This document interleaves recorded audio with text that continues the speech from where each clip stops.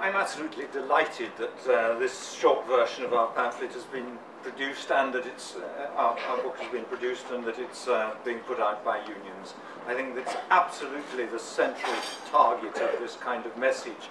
I was also delighted that Ed Miliband said inequality matters, because that's so different, of course, from what went under Blair. I think that's why New Labour thought inequality didn't matter is really the modern rise in living standards. You know, in the 30s inequality mattered because people were living in such hardship and squalor, then it was wrong other people should be living in such luxury.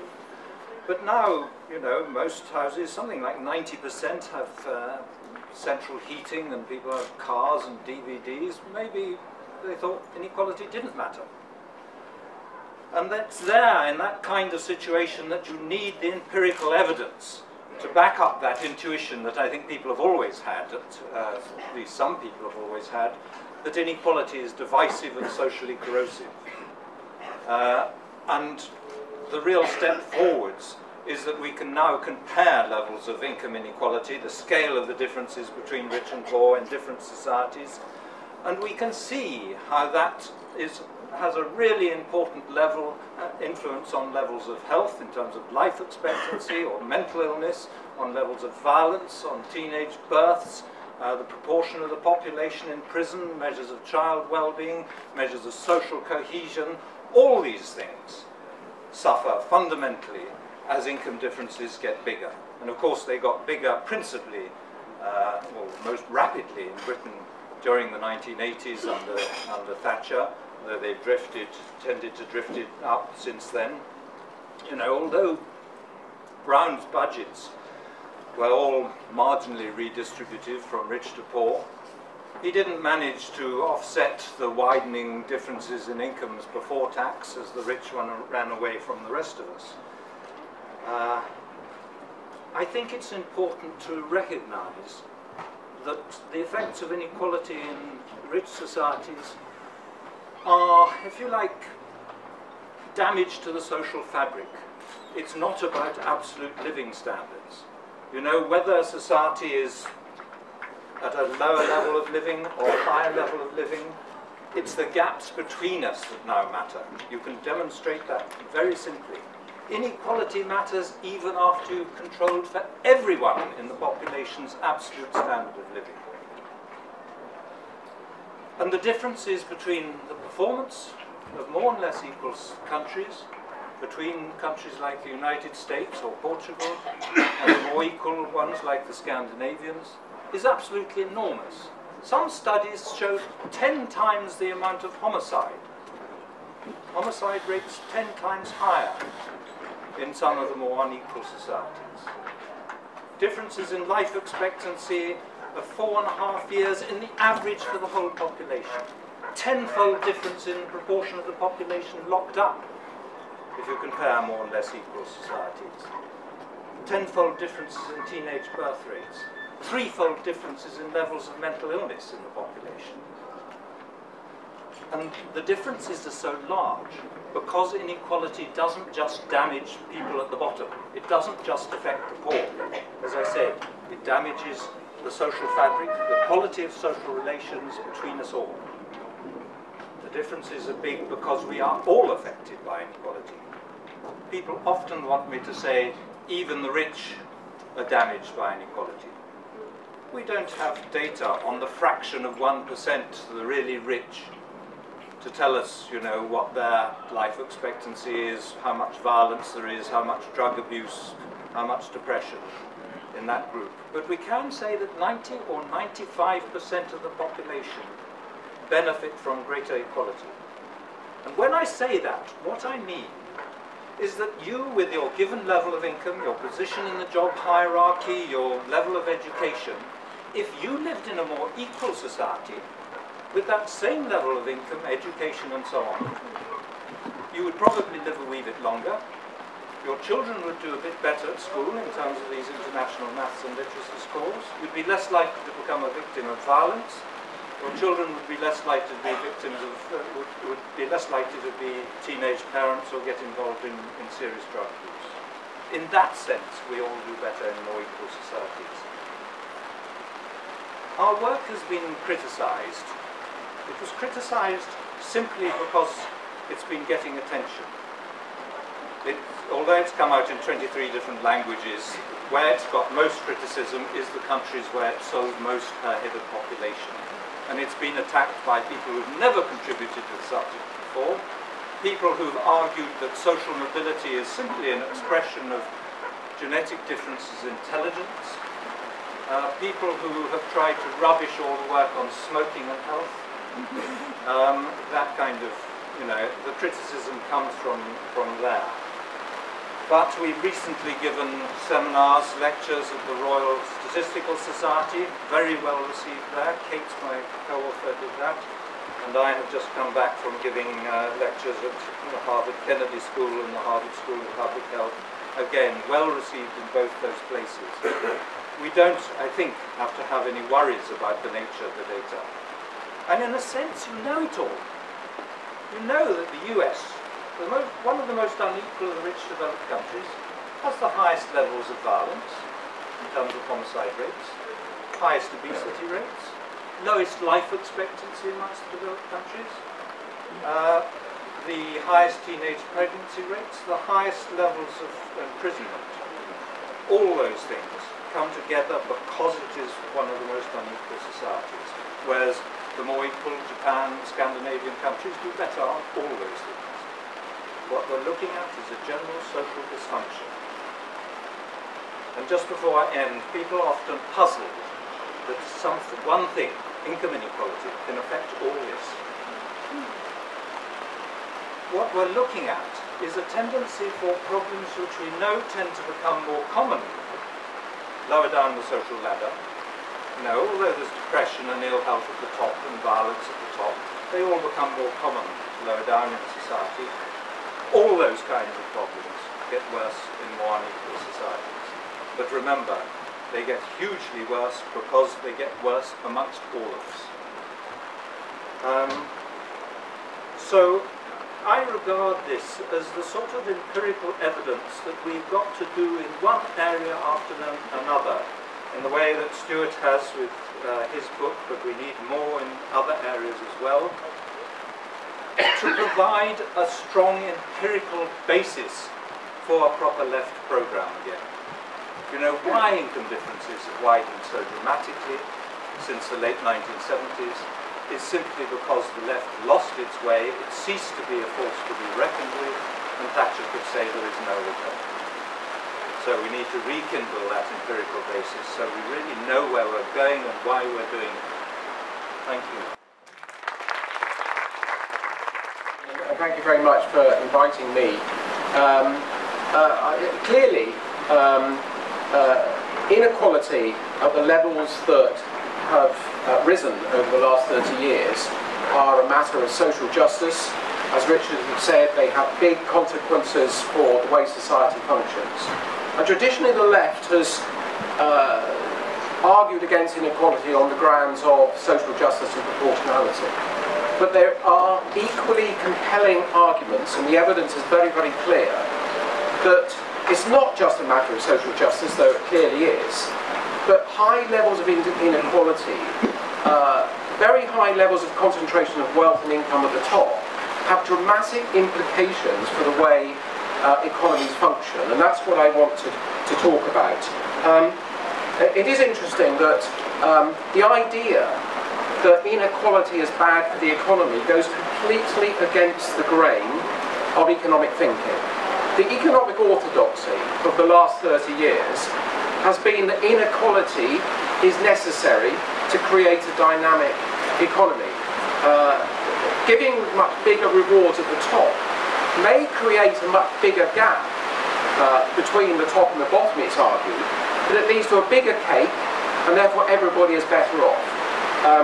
In essence, you can have greater equality or a more efficient economy, but you can't have both.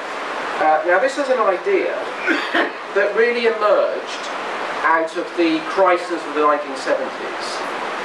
And the argument was that the egalitarianism of the post-war era, of course, between 1945 and 1970, Britain and much of the world became much more equal. It was the biggest period of equalisation that we've seen in history. And the argument was that that had led to a sclerotic economy. And what we needed was the reinstatement of higher levels of inequality.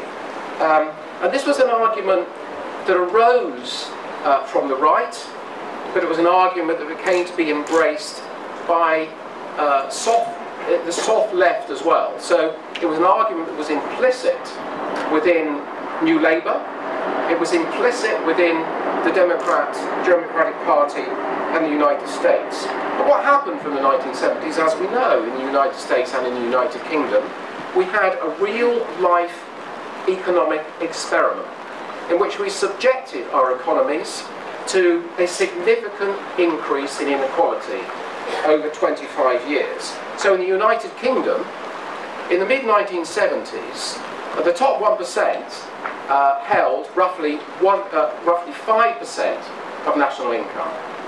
Today, it's 15%. In other words, we've had a threefold increase. The increase has been very much bigger in the United States than in the UK. So the quick question is, has it worked? Has the theory, because theory it is, has the theory that we would create a more dynamic economy and a much bigger cake worked? Well, the evidence is absolutely conclusive. It has not worked.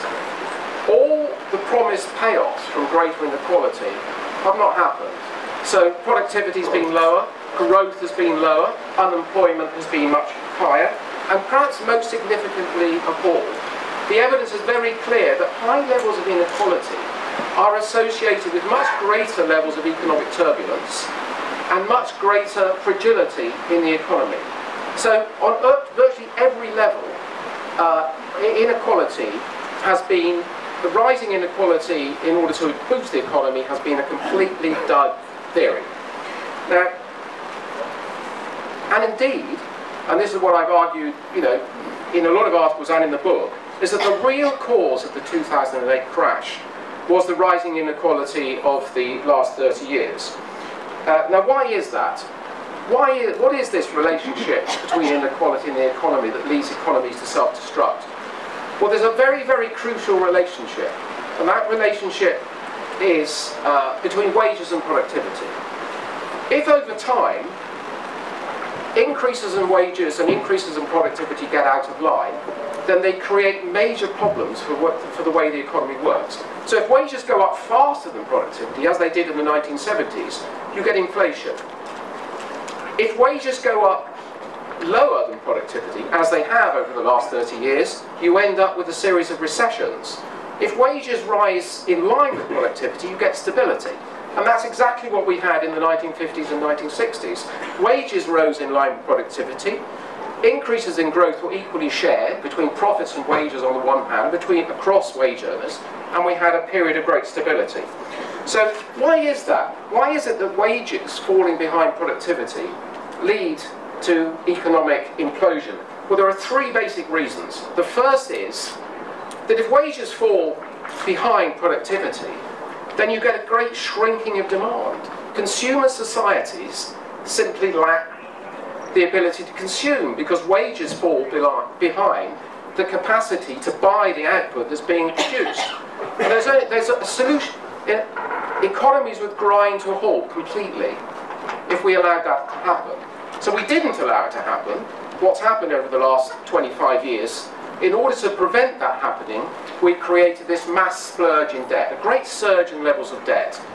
And without that increasing levels of debt, economies would have imploded much earlier. But of course that's completely unsustainable. And eventually that led to the recession. The second thing that happens when you transfer income from the bulk of wage earners to this little elite at the top is you create asset bubbles. Because this little group at the top suddenly finds themselves this massive levels of income. What happens to this income? Well, the classical economic theory is that it leads to a great boost in investment. But this didn't happen. We did not happen. In fact, we had a fall in the real levels of productive investment associated with this increase in inequality. The money simply got transferred into a whole series of activities, financial activities, which were essentially unproductive and simply boosted a whole series of bubbles. And the third reason is that what happens when you concentrate income at the top is you get this massive power deficit. A power deficit that basically prevents governments taking the decisions that are necessary to sustain the economy. So, you know, we have such power at the top in the city and in boardrooms that governments have been completely unable to manage the economies in ways that they need to manage those economies to prevent instability. What are the lessons from this? Well, the first lesson is that we've essentially been running an economic model for the last 30 years that has an inbuilt tendency to self-destruction. Talking you know, in economic technical terms, economic growth is essentially wage-led and not profit-led. What do I mean by that? If you transfer huge sums of money from wage earners to profit earners, what happens is that you end up with much slower growth and you intensify the boom-bust cycle. And that's exactly what has happened over the last 30 years. Essentially, an economic model that allows the rich to accumulate a larger and larger share of output ends up with a lethal mix of demand deflation, asset appreciation, and a squeeze on the productive economy. And that is why we are in the mess that we are in. I just wanted to say one thing here. Not only is inequality the root cause of why we're in this mess, it's also the reason why we can't get out of it. The reason why we've had a sustained slump over the last 3 years, not just in the United Kingdom, but also in the United States and globally, is because what's happened in the United Kingdom is that, let's just take the UK, but this equally applies to other countries. If the balance between wages and profits was the same today as it was in the mid-1970s, then wage earners as a group would have £100 billion more in their pockets in 2007, in 2008, in 2009, today as well. That's 7% of the economy. In other words, consumer demand would be 7% higher today. We simply wouldn't have been in this mess, and even if we had been, we would certainly be out of it.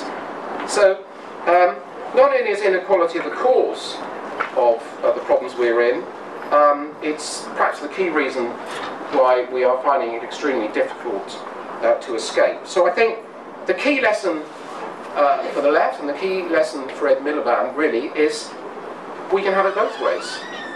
We can have social justice and we can have a vibrant economy.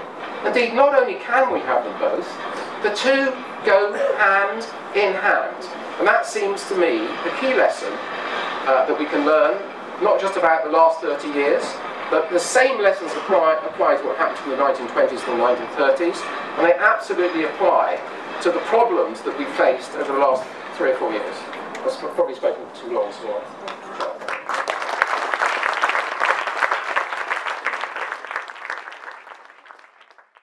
Thanks very much, Tim, and congratulations to all the unions involved for the launch of Class. I have to say, at a personal level, I've never been much bothered which class people come from. What I've always been much more interested in is which class they're fighting for. And at a time when we've got a right-wing government of privately educated multi-millionaires whose chief whip, according to the police report as published in the Telegraph, thinks you effing plebs best learn your effing place. It seems to me that class does matter after all. And I'm sure we're all regretful of the fact that Andrew Mitchell can't be with us tonight. I'm sure we'd like to give him a reasoned, objective, evidence-based assessment of class relations in the UK, followed by an old-fashioned lesson in manners. But I am very pleased to be able to contribute tonight. And I welcome very much the publication Why Equality Matters and the work, the body of work that's built on from Richard and Kate, and I know many others like Stewart have contributed to it, because I think tackling inequality is the left's defining cause, and it's also got to be the issue that shapes the post-crash settlement, a new post-crash settlement.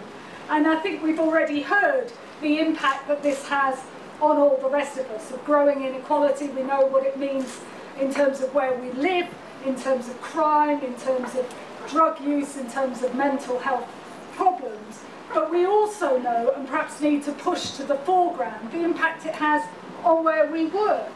Because I can tell you that people I speak to at work, when they see top bosses raking it in, when there appears to be double standards, one rule for those at the top, another rule for everybody else, when the whole link between pay and performance has been well and truly trashed, most notably at the top, then I think, you know, it's important that we also point out that where you have more equal workplaces, they tend to be, and all the evidence shows, they tend to be higher performance, higher productivity workplaces too, because we're all human, and if we think we're being treated fairly, we'll go the extra mile. If we don't think we're being treated fairly, we won't. And we also, I think it's also important that we acknowledge that growing inequality has an impact on that new super rich elite too. Not least, it gives them a very false and unhealthy sense of superiority and a sense of entitlement, a sense that they're born to rule, and that's not good for the whole of society either. So it's not good for anybody. Exactly as you've heard from Stewart, I think it's important that we continue to press the message and the evidence that inequality wasn't just some kind of unhappy, unfortunate symptom of the crash. Inequality was one of the key drivers of it. We've heard about the falling share of wages of the total wealth that we produce. And we've also seen the results of year on year of, at best, stagnating wages. How that led to more household debt, how in the United States in particular, that led to the subprime mortgage crisis, and we all know the story from then on in. But there's also a story about what happened with those runaway rewards at the top and runaway profits, because what that also served to create was this footloose global capital sloshing around looking for ever quicker returns. And I think it's also important that we make the argument that there is nothing natural or inevitable about inequality. It is the product of political choices that you can trace back to Thatcher and to Reagan. And that's why ideas and classes' role in promoting new ideas is important, because they matter. And we've seen that inheritance of neoliberalism actively pursued by the government we now have in power. So that's, you know, cuts in benefits for single mothers and ordinary families, and it's cuts in taxes for multi-millionaires. So the big question is, how do we tackle it? And again, I think we're all quite familiar now with some of the arguments that we've all been putting. We need a progressive tax policy. And I would also highlight the importance of putting our backing behind the campaign for a financial transactions tax, so we not only find new ways of funding the services that we need for a fair society, but we also start cracking down on some of the speculation that caused the problem in the first place. Tackling income isn't enough. We also need to tackle the issue of redistributing wealth. Again, TUC research has shown that the top 10% now own between them 4.5 £1.5 trillion worth of wealth. And that has gone up since the crisis. Not down, it's gone up. The picture's getting worse. And of course, I also welcome Ed Miliband's opening of the discussion. I'm not that keen on the word, but I'm keen on the idea about pre-distribution.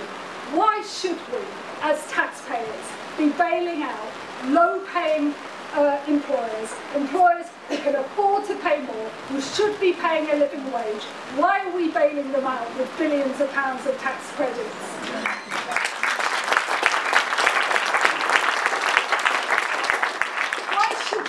Be bailing out private landlords in London, in Manchester, in big cities around the UK who are raking it in? Why are we bailing them out with housing benefit when we should have rent controls?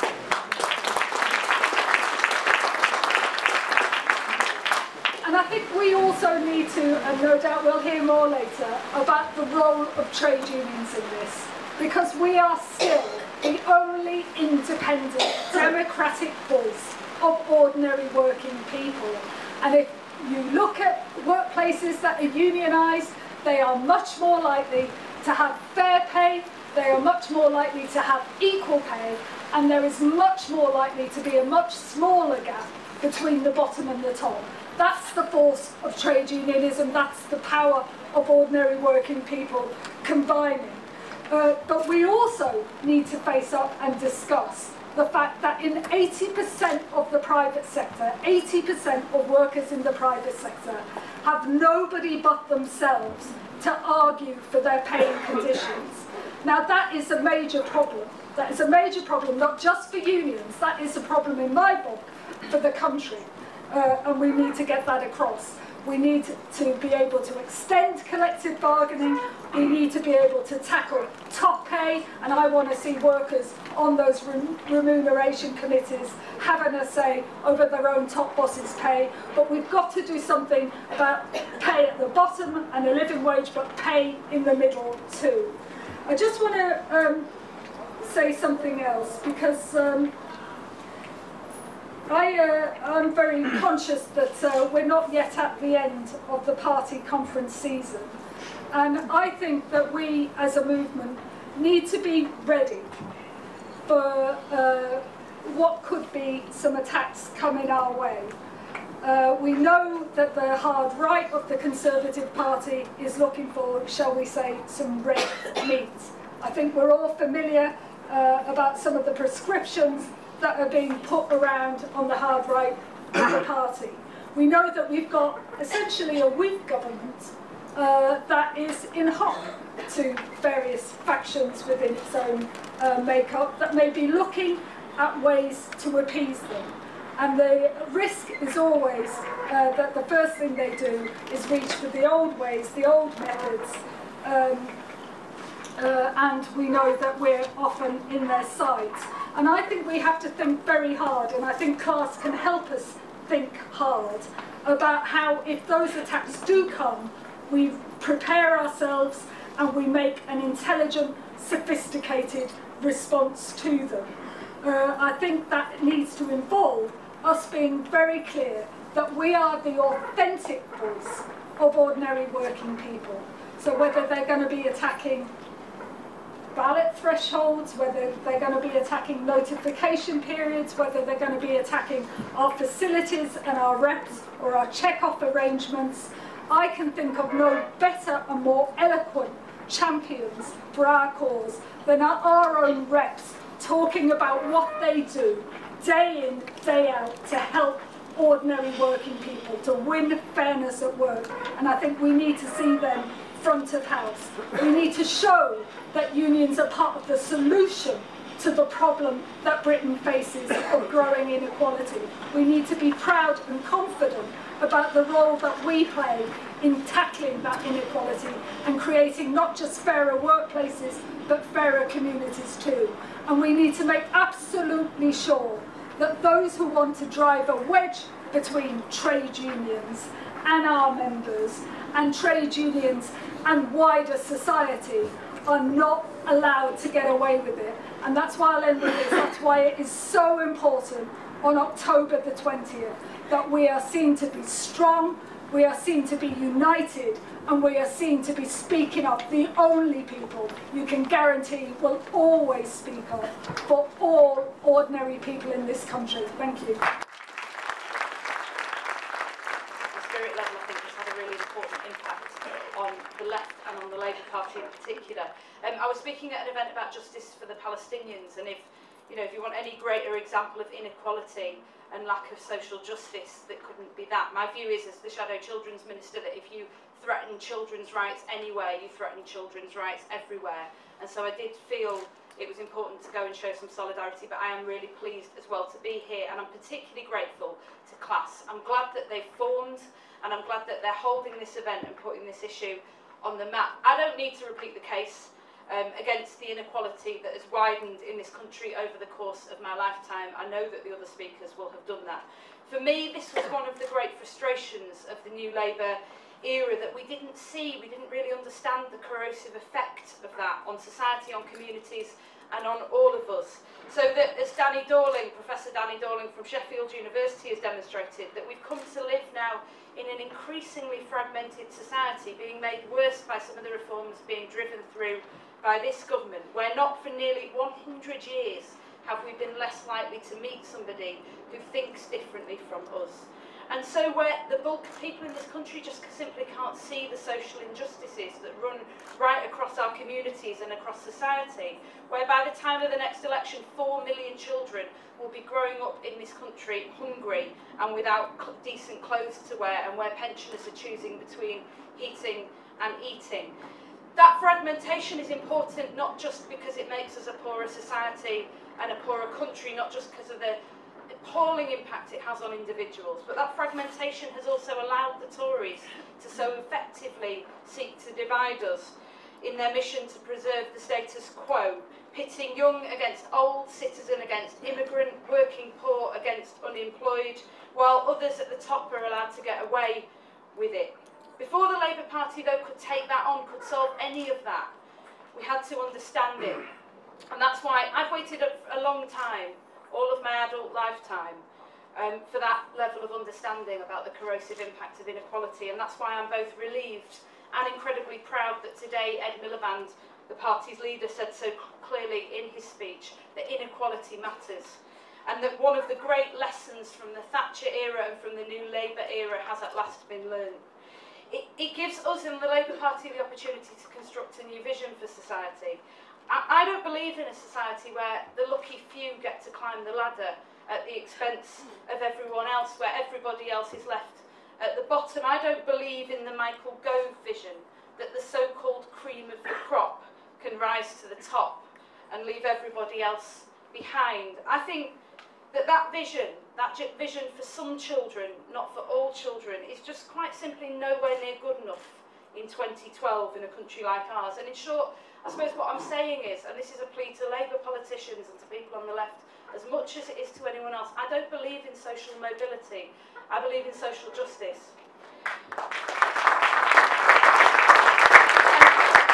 And social justice for me, as I'm sure for so many of the other speakers, means giving people real economic and political power, not just to say, but actual power. And in the UK, that's so important, because economic power has so clearly come to mean political power, as was demonstrated through the financial crisis and the behaviour of a small number of elites, as was demonstrated through the Levinson inquiry, that economic power can translate into media power, can translate into political power. So that's why I share the view, even though that's difficult for someone like me, even as the Shadow Children's Minister, keen to get on, to invest, to reshape public services, but I share the view of our Shadow Chancellor that getting the economy back on track has to be our top priority when we win the next election. Not because, like Cameron, I want to balance the books. That would never be my top priority as a Labour politician. I believe the national debt should be a national priority, because I think it's madness to be spending £43 billion a year in interest payments when we could spend that on housing, health and education, but balancing the books is not my top priority. Social justice is my priority, and that's why I share Ed Balls's view that we have to do everything that we can to get the economy back on track, because then we can afford to think big about how we shift public services from crisis to prevention and pre-distribution and real social justice, and how we can think about how to do things really big but important things, like how to eradicate child poverty in this country through a child minimum income guarantee. But I also believe that some things can't wait. They simply cannot wait. Justice Gordon Brown took the decision in 2002 that we would borrow more in the short term to invest in schools and hospitals, because people were dying for operations. They were lying in hospital wait corridors, on trolleys. Children were being educated in crumbling schools and porter cabins, and he said that can't wait, and I believe some things can't wait either. So we should tax the very wealthy to help the poor and middle earners. And also, I believe that we cannot keep squeezing the working poor. The vast majority of people now in the benefit system are people who work. Over 60% of the families that currently use food banks in Manchester and across the country, over 60% of those families are actually families in work. We can't keep squeezing those people more and more and more. Quite simply, I know because I represent them, they have nothing left to give. So we need to look at ways of taxing unearned wealth, as Andy Burnham said, a land value tax, so that we can fund the services that we need at the level that we need them. And I believe in the living wage, a policy which isn't just morally right, but is economically right as well. It appalls me that there are so many people who go to work every week, who work hard and come home without enough money to fulfil their basic needs. Every pound that goes into the pocket of a low-income family goes back into the local economy. It is a moral and an economic necessity that work pays. And I believe that it's only by extending democracy that we can achieve this, which means that Labour again has to become a party of political education, something that I think has largely been lost in our movement. It means a serious commitment from our next government to lifelong learning. It means, as Francis said, it means celebrating and supporting the trade union movement to give a voice to working people.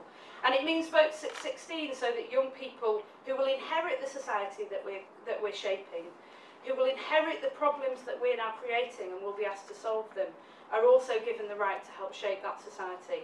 These are big ambitions, but I make no apology for that at all. They're ideas that I think are worthy of the party that created the NHS, that introduced national insurance, that introduced comprehensive education, and that introduced the national minimum wage. And frankly, today in Britain, nothing smaller will do. Thank you.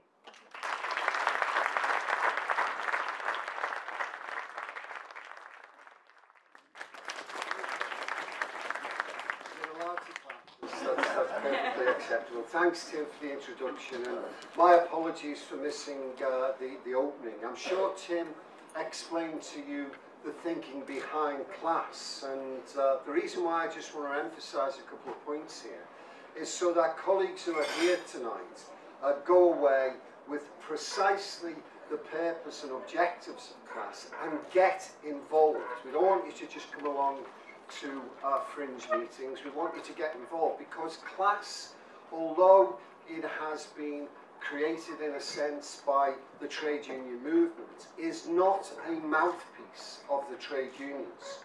It is an independent, unashamedly left think tank, which I hope will contribute significantly to the debate and to the direction that our nation and our movement has to take. It's important that people understand that, because I also want class to constantly probe trade unions, maybe on controversial issues on occasions, and feel free to do that without feeling that they are constrained by the funding of trade unions. The reason why class came into being was because some of us on the progressive left who have been making advances within the industrial arena and even in the political arena were conscious of the fact that for many, many, many years we have not had a think tank to deal with the intellectual arguments. And the intellectual argument of an alternative is vitally important. That's precisely why we're here at the Labour Party conference, to try and influence what's going on. We had a fringe meeting at the TUC for the very same purpose, so that class can identify itself and the direction it is going, and so that it can start to influence people. And why? And who are we trying to influence? Well, we're trying to influence our leaders, our party, because Ed Miliband, Ed Balls and the rest of the team are struggling to find a way forward for this radical alternative. We heard a speech today from Ed, which I thought was a tour de force. It was excellent in many aspects, although there are still issues within the concept of the leadership that we need to deal with. Here's a fact. When we were all growing up as kids, you kind of told that, well, the government, the government know best. They know what they're doing, and they're our betters, and we should just go along with it. Of course, as you get more involved and get closer to government, you recognise that these are not individuals who've been sent down from Mount Olympus who know all of the answers. The current government, for example, are economically bankrupt in their ideas. Not ideologically bankrupt, but when people talk to them about Plan B, people like David Cameron and George Osborne, and a number of people within the leadership of the Labour Party, frankly, don't know anything other than the orthodoxy that they've been brought up with all their life, which is neoliberalism. And what they attempt to do is to try to accept the fact that the 2008 crash has caused all kinds of problems. But the ship that was neoliberalism that came crashing down, and now lies in shattered pieces across the ocean, they're trying to stick it back together again. They're trying to put it back together again because they do not have an alternative. And that's where the concept of class and everything that we're doing in my union links together, our opposition to the austerity programme and the path to poverty that this government is taking us on. But remember, last election, all three political parties went into that election with an austerity programme, including our own party. We will cut, but not as deep and not as fast. Well, if you cut your wrists, I'm not sure whether it matters how deep. Sooner or later, you bleed to death. And so the reality is that we have to challenge that orthodoxy. And that's precisely the role of class, to assist us in that process.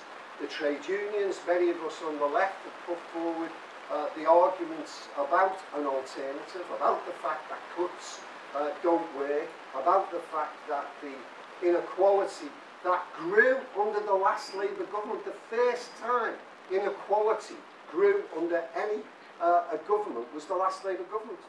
And that was because of the inevitability. I think Stewart made the point about the contradictions inherent within neoliberalism was always going to lead to that approach, this idea that we're all happy with the filthy rich, which I seem to remember one of my Labour leaders saying once, because the richer they get, the trickle-down effect, we'll all benefit from. Well, no, it hasn't worked, and there were many of us saying at the time that that inequality is not right. That's why Richard's seminal work was so important, because what it did in a very analytical way, it gave evidence to what many of us have known for a long time, that inequality is bad for everyone.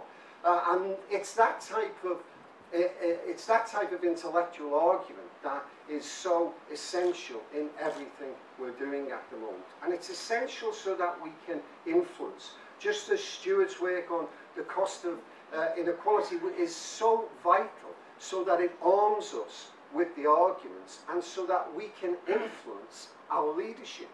Because there are other strands within our party who seek to influence the leadership, Progress being one. Now there is all kinds of arguments about expelling Progress. Let me make it clear, I'm not into expelling anyone from our party. We should have a debate about ideas, and I'm happy to challenge the ideology and the philosophy of Progress, because it is a discredited philosophy. They're also part of the gang that want to stick together with plaster and all the rest of it, the failed policies of neoliberalism.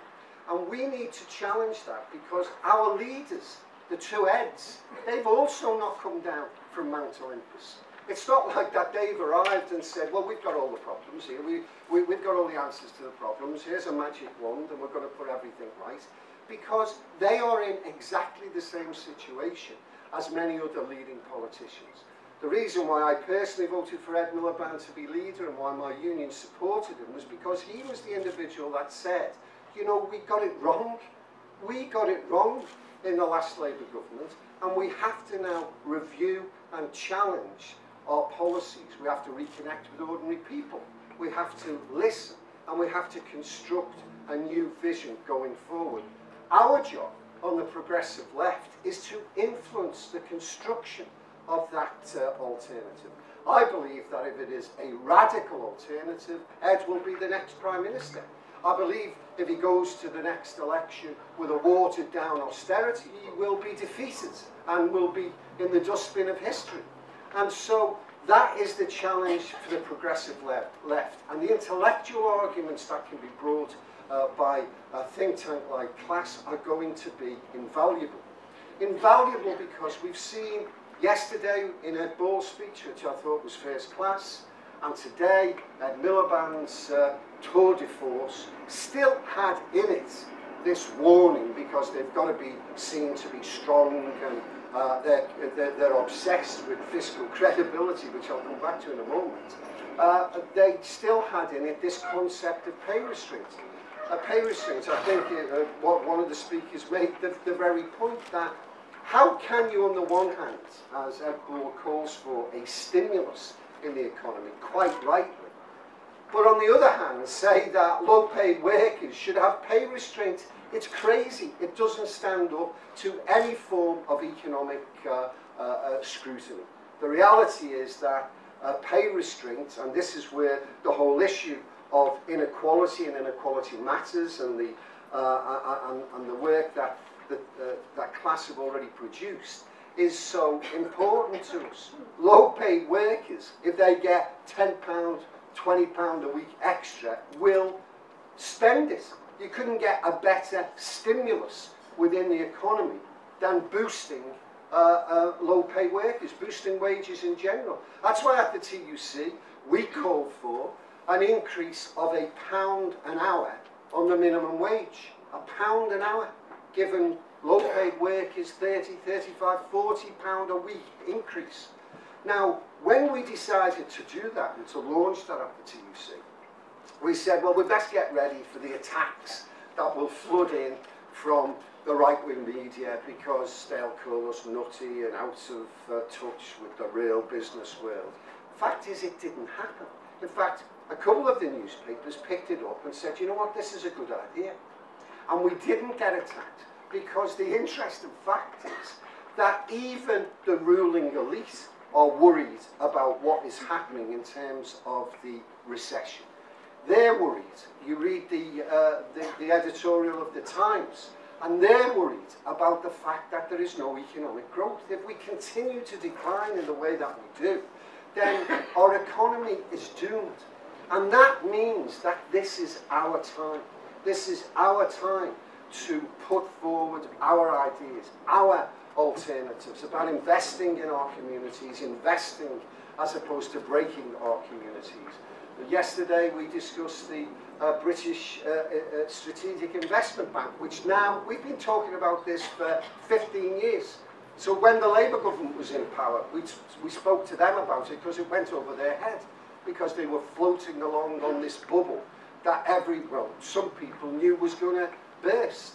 And remember, under a Labour government for 13 years, we lost 1 million manufacturing jobs in this country. So a British investment bank now seems to be on the table again.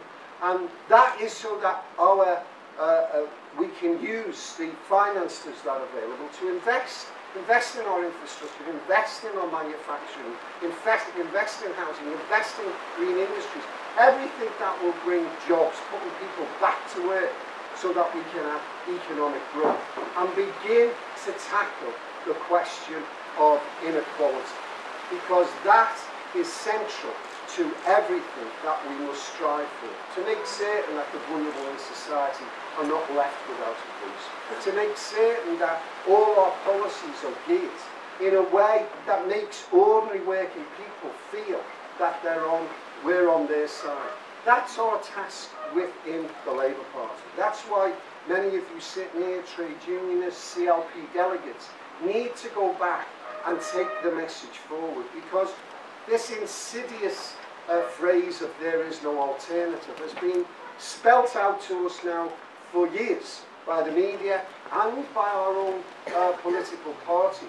So much so that people actually become debilitated. That's what they hope, that if they say it often enough, the debilitation will set in and people shrug their shoulders. None of us in this room know anybody who, if asked the question, do you want less public services? Nobody in this room has ever heard anyone say yes to that. Everybody wants more and better public services. But there is this debilitation of, but there is no alternative.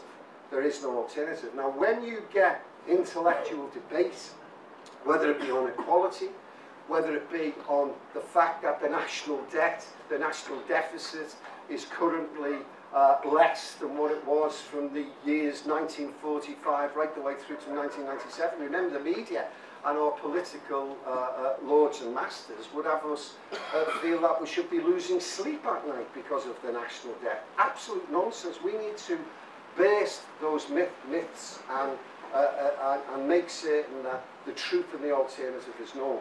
When I say that this government has no way of putting forward an economic alternative, and they are economically bankrupt, what they are not, of course, is they're not ideologically bankrupt.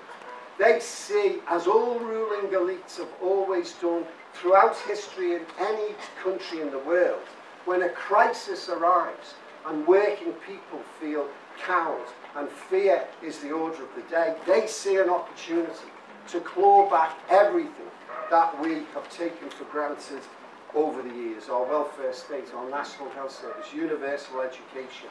That's what drives this particular government. And what we need to do is to make certain that the issue of opposition is a real one on different levels. Out on the streets opposing. Francis, absolutely right. The 20th of October, just another opportunity, not the last by any means. Industrial action, supporting industrial action. The TUC, for the first time probably since 1926, took a decision in Brighton to examine the practicalities of a general strike. Now, you know, that is extraordinary in itself. Whether those practicalities prove too difficult for some unions and some union leaders, we'll wait and see. But the truth of the matter is, that was passed. And what was significant about that is that that demonstrates the anger, the frustration, the desperation of ordinary working people. And so where there is opportunities to resist, whether it be through industrial action, whether it be through marches and protests, whether it be through direct action, through organisations like UK Uncut, that's what we should be locked into. The question of inequality is central to everything we do. We are seeing it in a living sense day by day. My own union is currently tracking 350,000, maybe only in the biggest market research that's ever been carried out, certainly by a union, 350,000 of our members finding out what's happening to their wages. And some of the results we are getting are unbelievable as this inequality deepens. And remember, 80% of the government's cuts still haven't been implemented. Mervyn King, my God, how he's still got a job is beyond me, but he said the other week, he can't believe with everything that's happening, why there isn't riots out on the street, why people aren't out on the street. And the reality is, as we look around the austerity Europe and we see what's happening there, that type of anger and frustration will undoubtedly get worse, and we have got to be there to give people hope. That's the good thing about Ed's speech today. At least it gave hope. That's what we've got to do. I'll finish on this point if I might, Tim. I've gone on slightly longer than I meant to. It's what Francis said about the trade union movement and the fact that we are still the biggest voluntary group, and the fact that it's interesting to me that we get attacked by the right-wing media, and we get told that we're irrelevant, and we get told that we're irrelevant by the Conservative Party leaders. Well, if we're that irrelevant, why do they keep attacking us? And they keep attacking us because they understand that it is only organised labour that stands in the way of what they want to do. And we have to start to believe more strongly in our own values, because our values are the values of ordinary people within Britain. And I want us to be proud of what trade unions. The media would create the image of evil trade unions who are only out for themselves. Let me say that the trade union movement, trade unions, have always been a force for good in our society. From the abolition of child labour and the struggle for women's votes, through to the fight against fascism and the creation of the welfare state and the National Health Service, right through to equal pay legislation, to health and safety legislation, which has saved thousands of our people's lives, the introduction of the minimum wage and the family-friendly policies of today. Trade unions have always been on the side of the angels. And we should be proud of that fact. And we should recognise that it is our movement, along with the progressive left in the rest of our Labour Party, that now has the task to make certain that our leaders, who are looking for a direction, are influenced sufficiently by us so that we can create an alternative strategy that will carry Ed Miliband to the next Prime Minister. I believe that is within our grasp. People desperately want an alternative. But I'll finish on this controversial note. If Ed Miliband doesn't grasp the radical nature and challenge that is ahead of them, and gets defeated at the next election because he takes a watered-down austerity programme, then the very existence of the Labour Party is brought into question. The Labour Party has no God-given right to exist. It only exists if it is the voice of ordinary people and organised labour. So let's work hard on all levels, in particular in terms of the intellectual credibility and arguments which Ed Balls, who's obsessed with fiscal credibility, needs some assistance on. Let's work together. Let's make certain that we produce a leadership with a radical vision, because that's what will take us to victory, and that's what will deal with the inequality in our society.